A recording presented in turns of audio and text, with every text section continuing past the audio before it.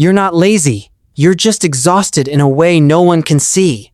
And somehow, the dreams never stopped growing, even while your energy did. There are moments when you sit with a plan in your mind so vivid it almost feels done, yet your body doesn't move, like it's waiting for something you can't name. You tell yourself you'll start after one more scroll, one more video, one more small pause that quietly stretches into hours. Or you wake up with a sudden rush of ambition, a clear vision of the person you could become, only to feel it fade by afternoon, replaced by a strange heaviness that pulls you back into stillness. And then there's that quiet guilt at night, when you replay the day and wonder why something so important to you felt so impossible to begin. It's confusing, because the desire is real.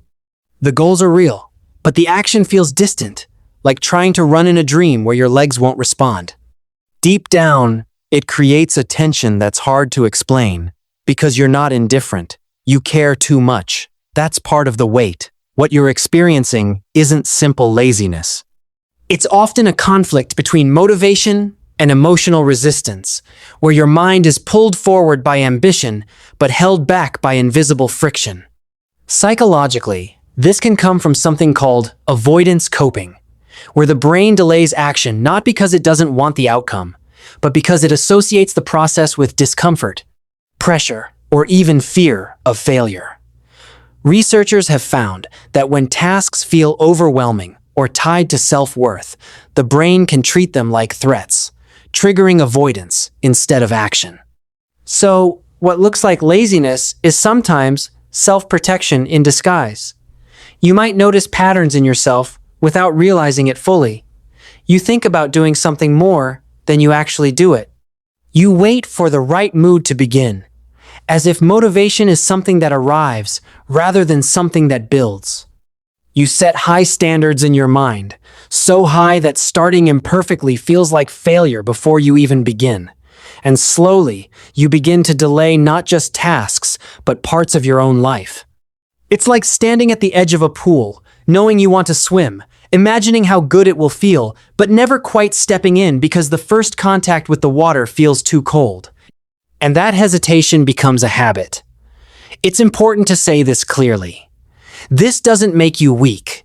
It means you're carrying something unseen. There's often pressure underneath this pattern, expectations you've internalized, or a quiet fear that if you try and don't succeed, it will confirm something painful about who you are.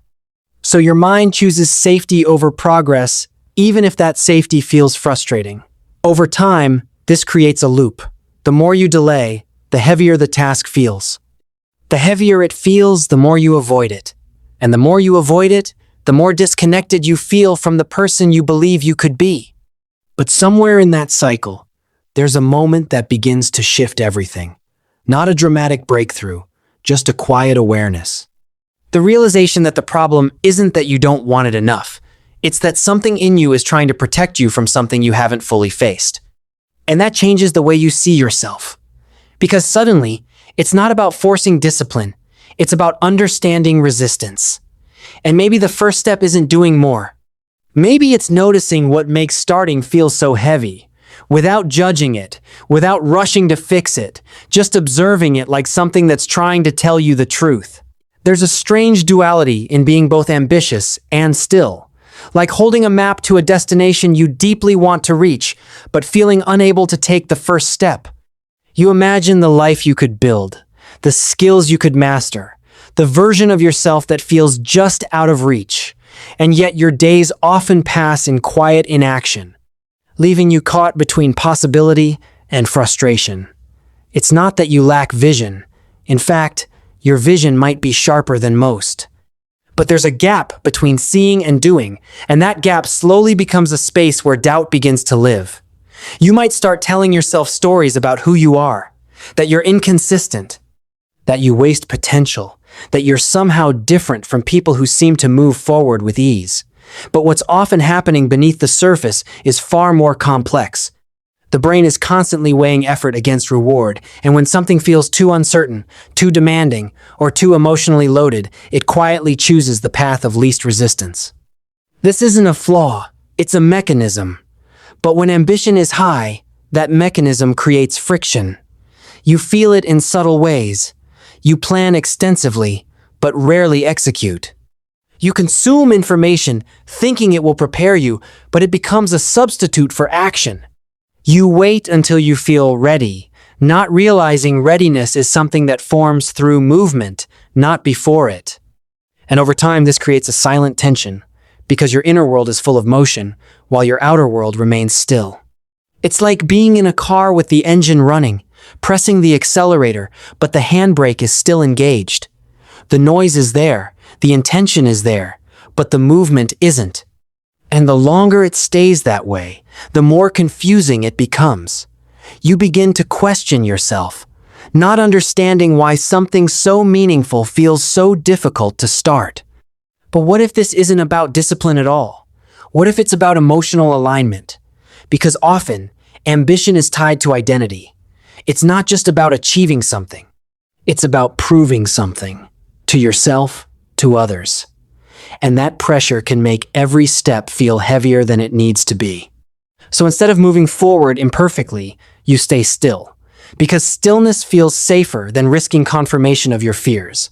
And that's where the pattern deepens. Days turn into weeks.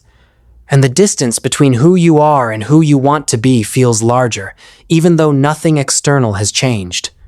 But something inside begins to shift when you notice this without attacking yourself. When you stop labeling it as laziness and start seeing it as hesitation with a history. Because hesitation doesn't come from nowhere. It's built over time, shaped by experiences, expectations, and quiet beliefs about what happens if you try and fail. And when you begin to see that, something softens. You realize that pushing harder isn't always the answer. Sometimes, understanding creates more movement than pressure ever could. And maybe progress doesn't start with a burst of energy. Maybe it starts with a small, honest step, taken without needing to feel ready, without needing to feel perfect, just taken because you're willing to move, even slightly, in the direction of something that matters. There's a hidden exhaustion that comes from wanting more while doing less, not because you choose to, but because something inside you keeps pausing at the edge of action. It's a quiet kind of fatigue, the kind that builds from overthinking, from imagining outcomes, from carrying the weight of expectations without releasing it through movement. You might not notice it at first, because it doesn't look like typical burnout. You're not overwhelmed by doing too much. You're overwhelmed by not doing what you feel you should. And that creates a different kind of pressure, one that's harder to explain to others, because from the outside, it looks like you're simply not trying. But inside, there's a constant conversation, a negotiation between intention and resistance that never fully settles. You might tell yourself you'll start tomorrow or later, or when you feel more motivated, not realizing that motivation often follows action, not the other way around. Studies suggest that small actions can actually trigger motivation by creating a sense of progress, even if the initial energy is low. But when you're caught in this pattern, it feels backwards. You wait to feel ready before you begin, and because you don't begin, you never feel ready. It's a loop that feeds itself quietly, and over time, it begins to shape how you see yourself. You might start to believe that you're incapable of consistency, or that you lack something essential that others have, but those beliefs are not facts. They're interpretations built from repeated experiences of delay, and interpretations can change. The experience itself often follows certain patterns. You set goals that are meaningful but vague, which makes starting unclear. You rely on bursts of inspiration rather than building steady habits, which makes your progress inconsistent. You avoid tasks that feel tied to judgment or evaluation, even if they matter deeply to you. And slowly, you begin to disconnect from the process, focusing only on outcomes, which makes every step feel heavier. It's like trying to climb a mountain while only looking at the peak, never allowing yourself to focus on the ground beneath your feet. The distance feels impossible, so you stay where you are. But here's the shift that changes everything. What if the problem isn't that you're lazy? What if it's that you've been trying to move in a way that doesn't match how your mind actually works? Because not everyone is driven by the same patterns. Some people need structure. Others need meaning. Others need emotional safety before they can act. And when those needs aren't met, action doesn't happen, no matter how strong the ambition is. So instead of forcing yourself into a version of productivity that feels unnatural, maybe the real work is understanding what allows you to move, even slightly, not perfectly, not consistently, just enough to begin. Because beginning is often the hardest part, not because the task is difficult, but because starting requires you to face uncertainty. And uncertainty is something the mind naturally resists. But resistance isn't permanent. It softens with familiarity. And familiarity begins with small, repeated steps, taken without pressure, without the need to prove anything, just taken because you're willing to meet yourself where you are, instead of where you think you should be. At some point, you start to see it differently. Not as a failure to act, but as a signal that something deeper needs attention. The ambition you carry isn't random. It's a reflection of something meaningful to you, and the resistance you feel isn't random either. It's shaped by experiences, fears, and expectations that haven't been fully understood yet. When you hold both of these truths at the same time, something shifts. You stop fighting yourself. You start listening. And in that space, even the smallest movement begins to feel different. Not forced. Not heavy. Just possible. You begin to notice that action doesn't always require intensity. Sometimes it begins with something quiet. Opening a document, writing one line, taking one step. Not because you feel motivated, but because you're willing to move without needing certainty. And that willingness slowly changes the pattern, because each small action sends a different message to your mind. It tells you that movement is safe, that progress doesn't have to be perfect, that you don't have to wait until everything feels aligned before you begin.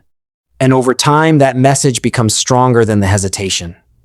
It doesn't happen all at once. There are still days when the resistance returns, when the old patterns feel familiar and comfortable. But now, there's awareness, and awareness creates choice. You can notice the urge to delay without automatically following it. You can feel the weight without letting it stop you completely. And that's where real change begins. Not in dramatic transformations, but in subtle shifts. In choosing to act even when it feels uncomfortable. In allowing yourself to be imperfect without turning it into a reason to stop. In seeing your ambition not as pressure, but as direction. Because that's what it really is. A direction, not a demand. And when you start to treat it that way, it becomes lighter, more flexible, more human. The truth is, you were never lazy. You were navigating something unseen, something that needed understanding, not judgment. And now that you see it more clearly, you're not stuck in the same way anymore. You're aware. And awareness changes everything. Because it means you can begin again, not from a place of frustration, but from a place of honesty. And that kind of beginning is different. It's quieter, slower, but more real, like finally stepping into that pool, not because the water suddenly feels warm, but because you've decided that the discomfort of staying still is no longer something you want to carry. And in that moment, something shifts. Not everything, just enough. Enough to remind you that movement is possible. Enough to show you that the version of you you've been imagining isn't as far away as it once felt. It's been waiting, not for perfection, but for permission. And maybe that permission was always yours to give. If this made you feel seen, take a moment to like and subscribe, not for me, but for your own journey of understanding. And if someone else feels this quietly too, share it with them. Because sometimes awareness is where everything begins.